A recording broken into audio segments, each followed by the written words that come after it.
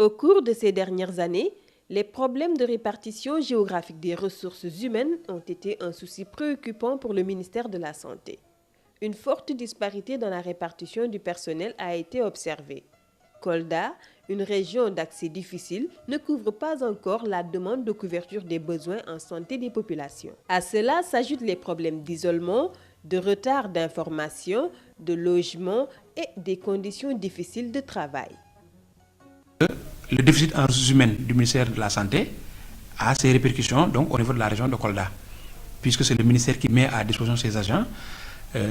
Si le ministère ne dispose pas de suffisamment d'agents, il est compréhensible qu'il n'y ait pas suffisamment d'agents redéployés donc, sur le terrain. Si on prend le PNDS, c'est une sage-femme pour 1500 à 2000 femmes. À 2000 femmes. Nous sommes à une sage-femme pour 5000 femmes en âge de reproduction. Nous avons besoin vraiment d'une ambulance médicalisée pour pouvoir vraiment assurer nos évacuations au niveau de Kolda. Parce que il y a beaucoup de femmes qui préfèrent même d'aller en Gambie que d'aller à Kolda parce que les routes ne sont pas praticables. À part l'ambulance, les logements. Nous logeons dans des cases, vraiment, c'est pas du tout praticable. Naturellement, un homme qui travaille a besoin de repos. Le problème est que le district n'est pas bien loti en postes de santé. Parce qu'on a un gap de 5 postes de santé. Sur une superficie très vaste, donc une population de 131 156 habitants, nous n'avons que 5 sages-femmes au niveau des postes et 3 sages-femmes au niveau du centre de santé. Avant, on faisait plusieurs kilomètres pour aller se soigner à Kolda. Mais depuis, on a un centre de santé et on n'a plus ces problèmes-là. Malgré toutes ces difficultés, le personnel médical de la région de Kolda reste engagé.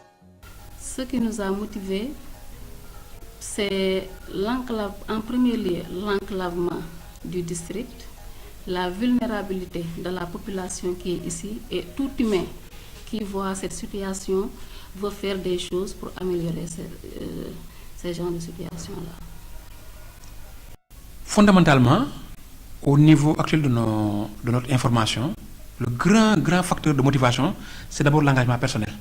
Nous constatons seulement que ce n'est pas par intelligence, ce n'est pas par contrainte, mais c'est le bon cœur qui fait que ces gens prennent sur eux de rester et de s'investir. Le gouvernement du Sénégal, avec l'appui de ses partenaires, est en train de faire des efforts considérables pour une meilleure santé des populations, avec la couverture maladie universelle, la gratuité de la césarienne et le recrutement d'un personnel de santé qualifié pour les zones dites difficiles. Il faut noter qu'un système de motivation et d'encouragement est mis en œuvre pour le maintien du personnel de santé dans ces zones d'accès précaires. Effectivement, au niveau du ministère de la Santé, particulièrement à la direction des ressources humaines, nous avons développé une politique de motivation du personnel de santé. En dehors de la motivation financière, nous avons une motivation immatérielle concernant la décoration du personnel de santé. Donc, il s'agit d'identifier au niveau des structures les plus reculées des personnels qui sont motivés et qui produisent des résultats et qu'on propose donc à une décoration au grade de chevalier, donc à l'ordre national du mérite ou bien du lion.